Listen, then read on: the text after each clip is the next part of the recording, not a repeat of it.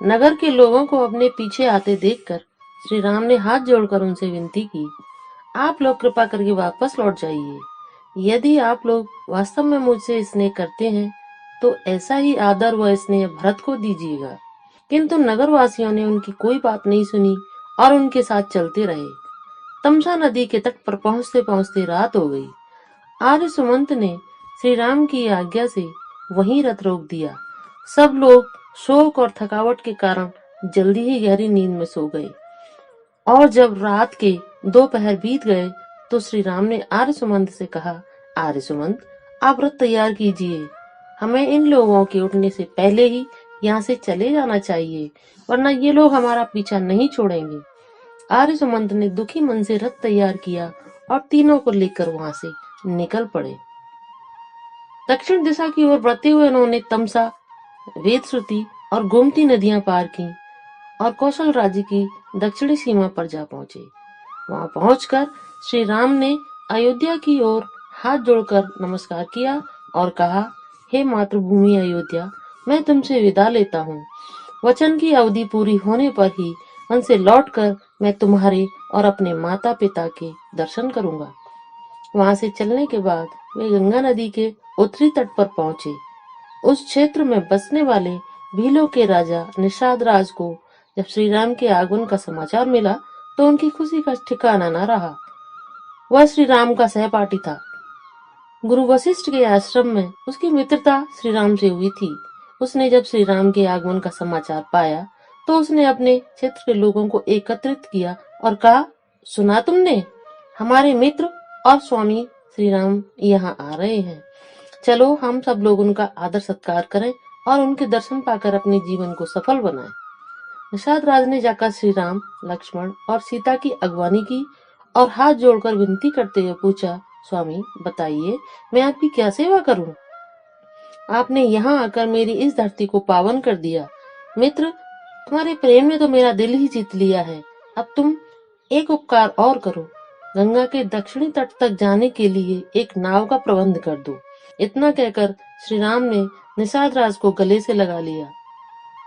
निषाद राज नाव का प्रबंध करने के लिए जब वहां से चला गया तो श्री राम ने आर्य सुमंत से कहा, आर्य, अब आपके अयोध्या लौटने का समय आ गया है। हम तीनों अब यहाँ से वन को चले जाएंगे। आप यहाँ से अयोध्या लौट जाइए। मैं खाली रथ लेकर कैसे लौट जाऊं राम? मैं वापस नहीं जाऊंगा। मैं भी आपके साथ वन में चलकर आपकी सेवा करूंगा। नहीं आर्य सुमंत, आप अयोध्या जाकर पिताश्री को धैर्य बंधाइए तथा माता कैकेयी को विश्वास दिलाइए कि मैं वास्तव में वन में चला गया हूँ।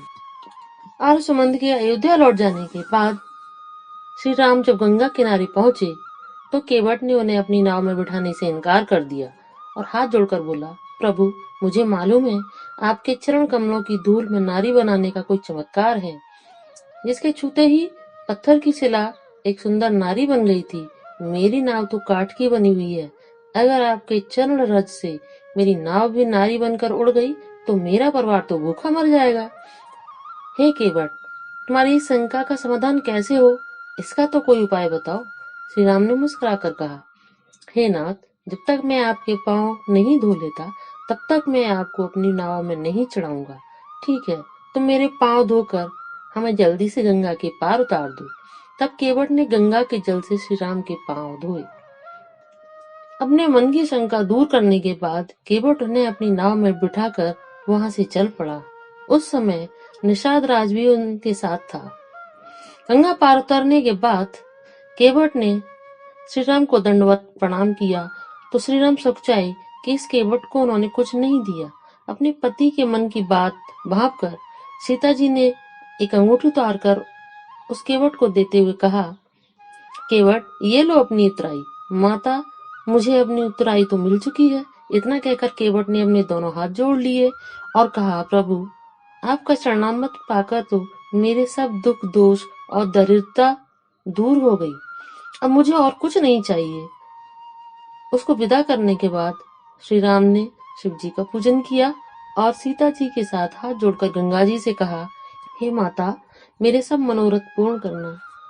श्री राम निषाद राज के साथ सघन वन से होते हुए गंगा और यमुना नदी के संगम पर बसे प्रयाग नगर में पहुंचे। वे निषाद राज के साथ भारद्वाज मुनि के आश्रम में भी गए। भारद्वाज मुनि ने हर प्रकार से श्री राम का आदर सत्कार किया और फिर उन्हें आसन देते हुए कहा, हे राम, आज मेरे जप, तप, योग और वैराग्य सफल हो गए। तुम्हारे दर्शन पाकर मेरा जीवन धन्य हो गया। अब मुझे किसी बात की अभिलाषा नहीं रही। हे मुनीश्वर, जिसको आप आदर दें वही बड़ा है और सब गुणों का धाम है। इतना कहकर श्री राम ने विनीत स्वर में पूछा, मुनिराज, ऐसा कोई स्थान बताइए जहाँ हम सुख से रह सकें। राम, यमुना नदी के उस पार चित्रकूट पर्वत है। वह फल, फूल, झरनों और प्रपातों से भरा पड़ा है। वही स्थान तुम्हारे लिए उपयुक्त होगा। मुनि भरद्वाज ने उत्तर दिया। तब श्री राम भरद्वाज मुनि से आज्ञा लेकर चित्रकूट की ओर चल पड़े।